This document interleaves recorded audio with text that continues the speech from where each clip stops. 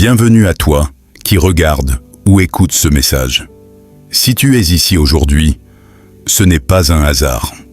Peut-être que ton cœur est fatigué.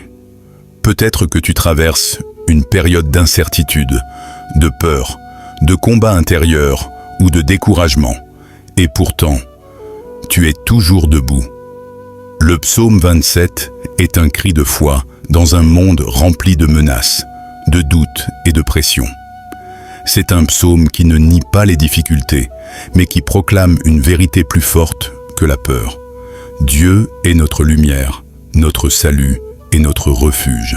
Dans ce monde où tout change vite, où les mauvaises nouvelles sont constantes, où l'avenir semble parfois flou, ce psaume nous rappelle une chose essentielle. Quand Dieu est avec toi, tu n'es jamais seul, jamais abandonné, jamais sans défense. Aujourd'hui, nous allons plonger ensemble dans ce message puissant.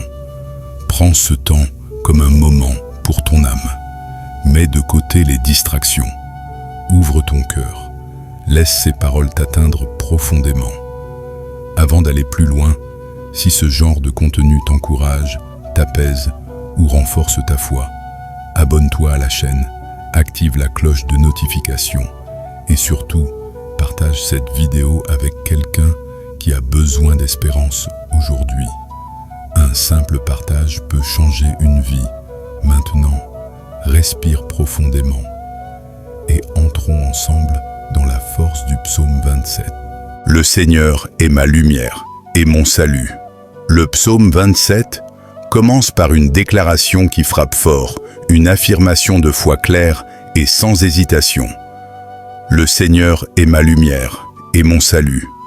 De qui aurais-je peur? Dès les premiers mots, David pose une vérité fondamentale.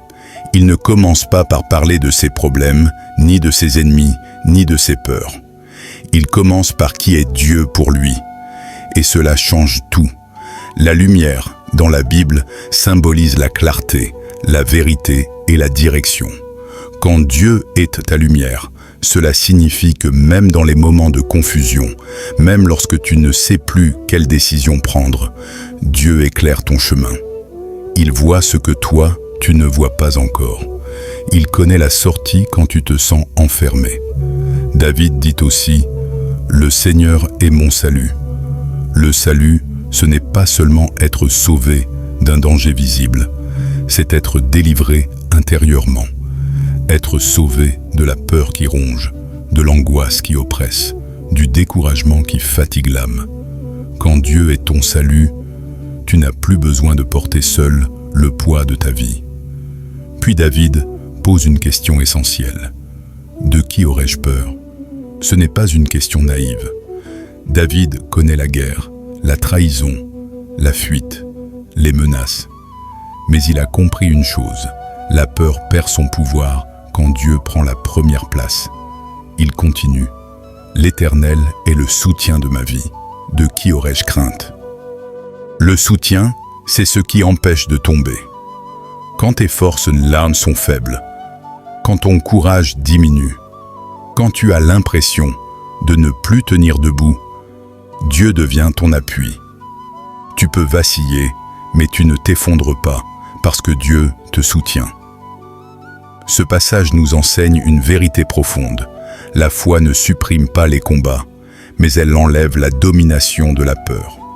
Tu peux être entouré de difficultés sans être écrasé. Tu peux traverser des tempêtes sans perdre la paix. Tu peux faire face à l'incertitude sans perdre l'espérance. Aujourd'hui, ce message est pour toi. Si tu te sens perdu, Dieu est ta lumière. Si tu te sens menacé, Dieu est ton salut. Si tu te sens faible, Dieu est le soutien de ta vie. Rappelle-toi ceci, quand Dieu est avec toi, la peur n'a plus le dernier mot. Dieu est plus grand que les ennemis visibles et invisibles.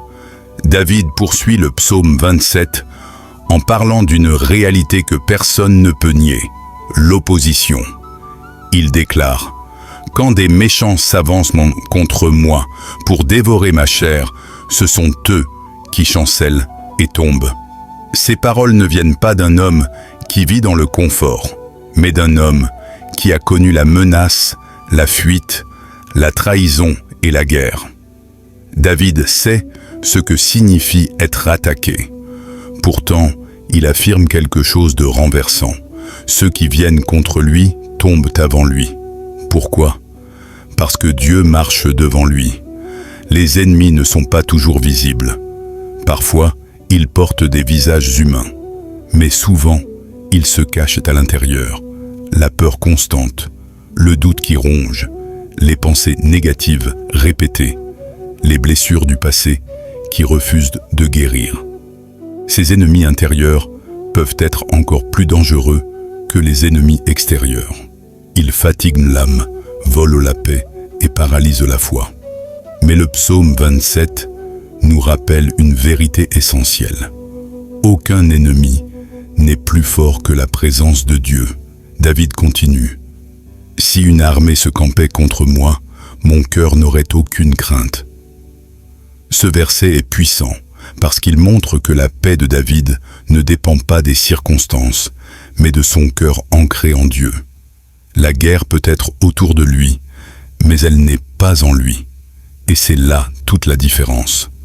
Beaucoup de personnes sont détruites, non pas par ce qu'elles affrontent, mais par ce qu'elles laissent entrer dans leur cœur. David, lui, a appris à protéger son cœur par la confiance en Dieu. Il ajoute encore, « Si une guerre s'élevait contre moi, je serais malgré cela plein de confiance. » Remarque bien, il ne dit pas si la guerre arrive, mais quand. David ne vit pas dans l'illusion. Il sait que les combats font partie de la vie. Mais il a aussi appris que la confiance en Dieu est une arme plus puissante que n'importe quelle attaque. Dieu ne t'a jamais promis une vie sans combat. Mais il t'a promis sa présence dans chaque bataille. Quand tu marches avec Dieu, l'ennemi peut menacer, mais il ne peut pas décider de ton avenir. Les attaques peuvent venir, mais elles ne définissent pas ta destinée. La tempête peut faire du bruit, mais elle ne peut pas te détruire. Aujourd'hui, si tu te sens attaqué de tous côtés, écoute bien ceci. Ce qui se lève contre toi n'est jamais plus grand que celui qui se tient avec toi. Tiens ferme. Ne laisse pas la peur s'installer dans ton cœur. Dieu combat pour toi, même quand tu ne le vois pas encore. Une seule chose essentielle, demeurer dans la présence de Dieu. Au cœur du psaume 27, David fait une déclaration qui révèle la profondeur de sa foi. « Je demande à l'Éternel une chose, que je désire ardemment, demeurer dans la maison de l'Éternel tous les jours de ma vie. » Cette phrase est bouleversante. David est un roi, un guerrier, un chef. Il pourrait demander la victoire, la protection, la richesse ou la paix politique. Mais il ne demande qu'une seule chose, la présence de Dieu. Cela nous montre que David a compris une vérité que beaucoup ignorent encore. Tout ce dont nous avons réellement besoin se trouve dans la présence de Dieu. Demeurer dans la maison de l'Éternel ne signifie pas simplement être dans un lieu physique. Cela signifie vivre constamment connecté à Dieu, marcher avec lui, lui parler, l'écouter, chercher sa face chaque jour. C'est une relation, pas un rituel. David poursuit en disant que Dieu le cache dans sa tente au jour du malheur. Quelle image puissante! Quand le danger arrive, quand la peur frappe, quand la tempête se lève, Dieu ne t'expose pas. Il te protège. Il te met à l'abri, hors de portée du chaos. Même si le monde autour de toi est agité, ton âme peut rester en paix. La présence de Dieu est un refuge.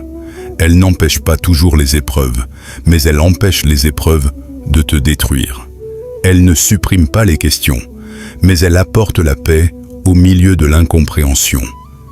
David dit aussi qu'il veut contempler la beauté de l'Éternel. Cela signifie qu'il veut fixer son regard sur Dieu plutôt que sur les problèmes. Ce sur quoi tu fixes ton regard finit toujours par influencer ton cœur. Si tu regardes uniquement les difficultés, ton cœur s'alourdit. Mais si tu regardes Dieu, ton cœur s'élève. Dans la présence de Dieu, les priorités changent. Les peurs diminuent.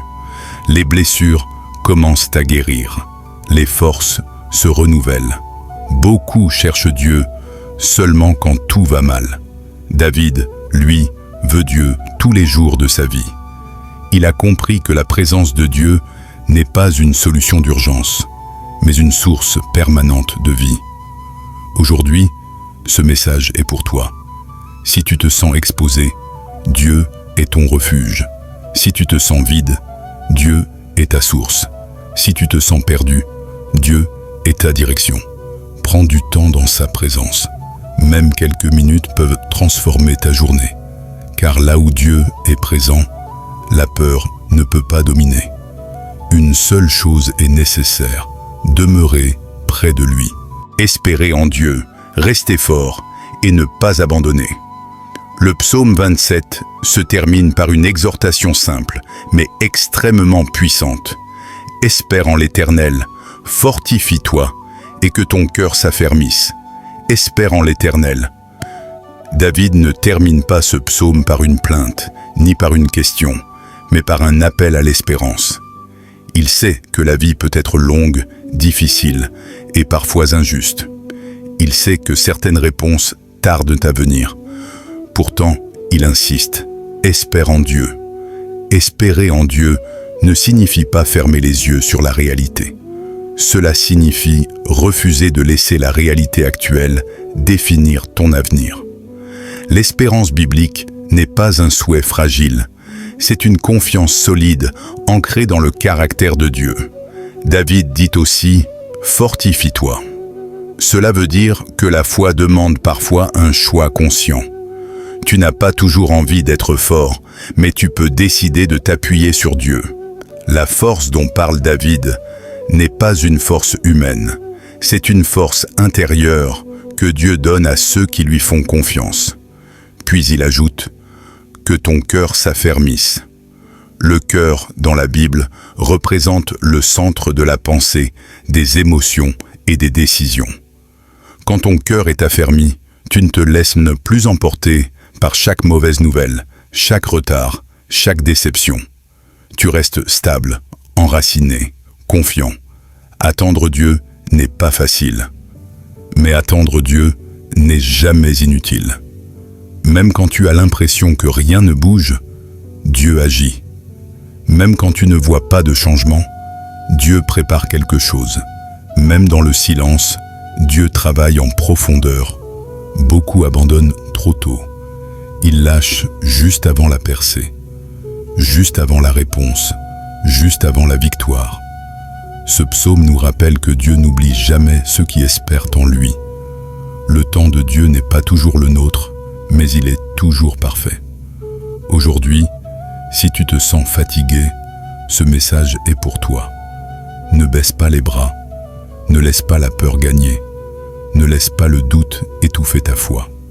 Dieu voit tes efforts. Dieu connaît tes larmes.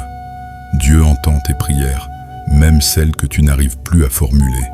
Espère encore, tiens ferme. Car celui qui met sa confiance en Dieu ne sera jamais confondu. Remets ta vie entre les mains de Dieu.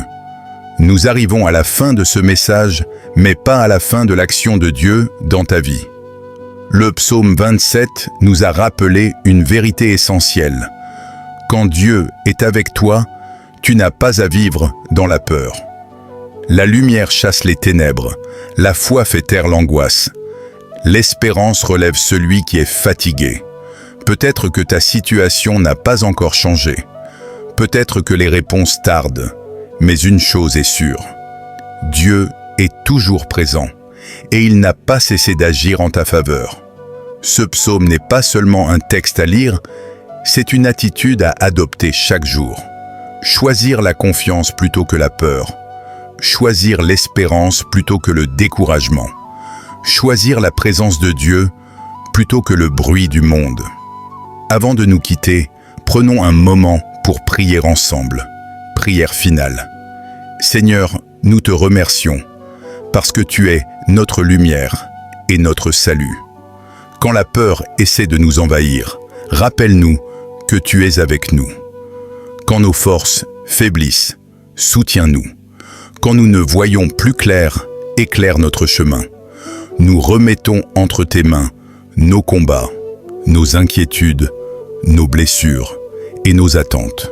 Fortifie nos cœurs, renouvelle notre espérance. Apprends-nous à attendre avec confiance et à marcher chaque jour dans ta présence. Nous croyons que tu agis même dans le silence. Nous croyons que tu ouvres des portes, même quand tout semble fermé. Et nous déclarons que notre avenir est entre tes mains. Amen.